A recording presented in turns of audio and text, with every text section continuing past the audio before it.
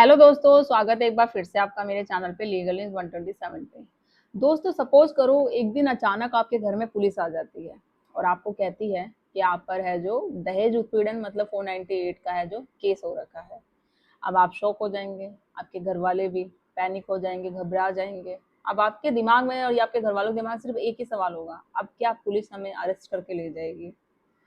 तो आप या आपके किसी भी रिलेटिव में किसी पे भी ऐसी सिचुएशन से आप गुजर रहे हो तो ये वीडियो आप लोगों के लिए बहुत इंपॉर्टेंट है। एंड तक देखिएगा, स्किप मत करना। तो आज की वीडियो में मैं आपको यही डिस्कस करूंगी कि झूठे केस में फंसे हो तो सुप्रीम कोर्ट का एक ऐसा बड़ा फैसला है जो आपको बचा सकता है ऐसी सिचुएशन से। तो फिलहाल चैनल पे नए जुड़े हैं तो चैनल को लाइक करिए, ज़्यादा लोगों तक शेयर करिए, साथ ही बेल आइकन भी दबाइए ताकि आपको सबसे पहले मेरी वीडियो की नोटिफिकेशन मिलती रहे। सब्सक्राइब करिए। तो अब मैं बात करती हूँ, देखो बहुत लोगों के साथ ऐसी सिचुएशन होती है क्योंकि दिन पर दिन झूठे केसों की तादाद बोले या फिर बढ़ती चली जा रही है। ऐसा मैं नहीं, हाई कोर्ट सुप्रीम कोर्ट खुद कहता है, क्योंकि दिन बाय दिन पति पत्नी के विवाद के जो मैटर है वो बढ़ते ही चले जा रहे हैं।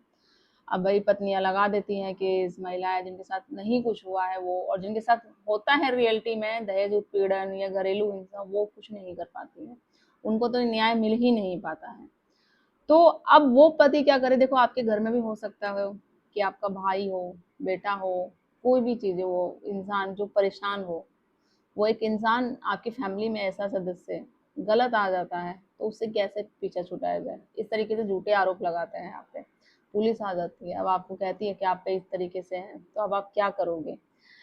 तो देखो भारत में 498 है, जब मैं बताऊं, कानून महिलाओं की सुरक्षा के लिए बनाया गया था, जो बहुत टाइम से चलते चले आ रहे हैं। ससुराल वाले महिलाओं को परेशान करते थे, दहेज के लिए तो आपको पता ही होगा, मतलब जला दिया जाता था, सिंपल उनको इतना परेशान किया जाता था, मतलब मार दिया जाता था। तो उस सब चीजों को देख के ही कानून बनाया गया, ठीक है, ताकि दहेज उत्पीड़न जैसे गंभीर समस्या को रोका जा सके।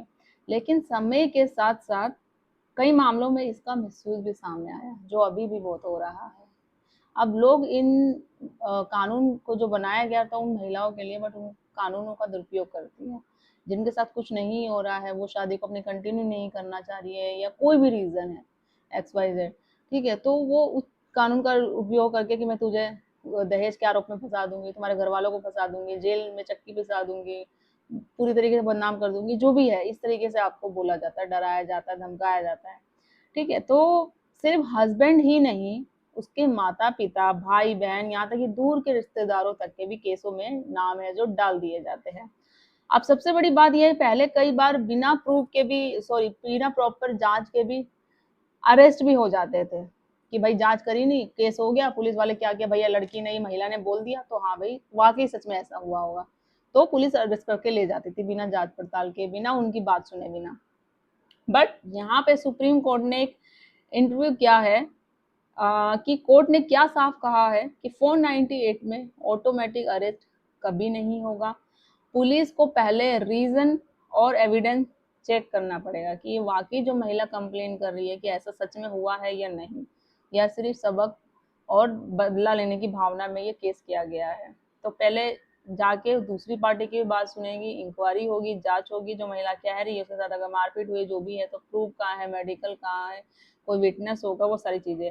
तो बिना जरूरत फैमिली मेंबर को परेशान भी नहीं किया जा सकता। एक और इम्पोर्टेंट बाइट लोग गाइडलाइन में दी गई है सुप्रीम कोर्ट की, कि अरेस्ट तभी होगा जब जरूरी हो और जस्टिफाइड हो, यानी कि आप सिर्फ आरोप लगने से ही कोई अपराधी नहीं बन सकता है, उसको साबित भी और पूरी इंक्वायरी होने के बाद ही करना पड़ेगा।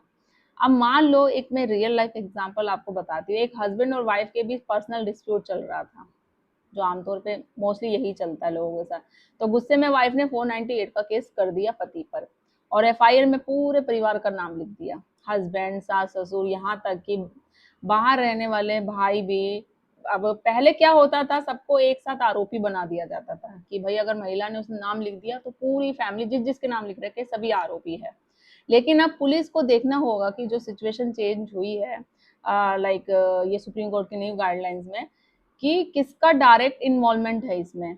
जो व्यक्ति उस सिचुएशन में था ही नहीं तो उसे जबरदस्ती नहीं फंसाया जा सकता, फैमिली वाले उसमें इन्वॉल्व ही नहीं है, यानी सुप्रीम कोर्ट का एक बड़ा प्रोटेक्शन है इसमें, ठीक है। तो अगर आप फंस जाएं ऐसी सिचुएशन में, आपके साथ भी चीजें हो, तो आपको क्या करना चाहिए? सबसे पहले तो पैनिक नहीं होना, आपको घबराना नहीं है और डरना तो बिल्कुल नहीं है। तो अब है सबसे फर्स्ट, आपको इम्पोर्टेंट हिस्सा क्या है? अगर आप झूठे केस में फंस जाए तो क्या करें? नंबर वन, पैनिक तो बिल्कुल नहीं करना। सबसे पहली गलती लोग यही करते हैं कि घबरा जाते हैं और घबराने से, टेंशन लेने से वो गलत डिसीजन ले लेते हैं। तो याद क्या रखना है आपको, कानून में आपके पास भी राइट्स हैं, बहुत राइट्स है। ऐसे नहीं महिलाओं के लिए कानून बनाया गया तो पुरुषों के लिए नहीं है राइट्स, कानून आपके लिए भी है, बस आपको जानने की जरूरत है। और मैं आपको हमेशा अपने चैनल के माध्यम से आपको गाइड करती रहती हूँ। अगर आपको अपने प्रॉपर केस में कोई हेल्प चाहिए, लीगल एडवाइस चाहिए, तो आप प्रॉपर बात कर सकते हो मुझसे और लीगल गाइडेंस भी ले सकते हो।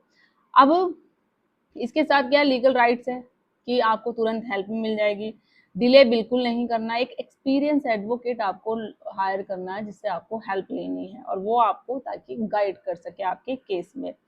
तो केस कैसे हैंडल करना है, क्या ड्राफ्टिंग लिखवानी है, कैसे बात करनी है, वो जब आप एक्सपीरियंस लॉयर हायर करोगे, ठीक है, और वही लॉयर आपको हायर करना है जो फैमिली डिस्प्यूट को, जो फैमिली लॉयर होते हैं ना, उनको हैंडल कर सकते। पता चले आपने क्रिमिनल लॉयर हायर कर लिया, अब वो तो जिस फील्ड में जो एक्सपीरियंस है वही चीज बता पाएगा, तो हो सकता है ये भी एक केस हारने का एक रिजल्ट हो। तो आप पहले पूछ ले कि वो कौन से केसेस हैंडल करते हैं, ठीक है। तो ये चीजें हो गई। अब इसके अलावा हो गया कि एविडेंस भी आपको इकट्ठा करना है, ये भी चीजें बहुत जरूरी होती है। आज के टाइम में सबसे पावरफुल चीज यही होती है एविडेंस, जैसे WhatsApp chat, call recording, bank transaction, location proof. तो ये सब आपके केस को पूरी तरीके से पलट देता है।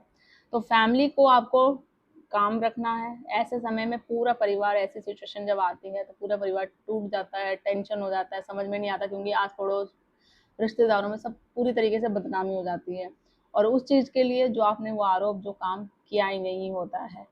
तो आपको स्ट्रांग रहना है हमेशा। इमोशन में रहकर डिसीजन बिल्कुल नहीं लेना है, स्मार्ट डिसीजन लेना है हमेशा। और एक बात हमेशा आपको याद रखनी है, कानून का मिसयूज पॉसिबल है, लेकिन कानून पूरी तरीके से आपके खिलाफ नहीं होता है।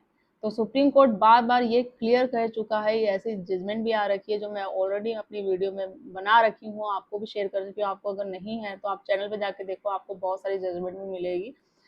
तो अब अगर आपको झूठे केस में अब आप फंस जाएं या फंसे हुए हैं अभी, तो आपको डरना बिल्कुल नहीं है। सही जानकारी, सही प्लानिंग से आप बच सकते हो और अपने केस में रिलीफ भी पा सकते हो।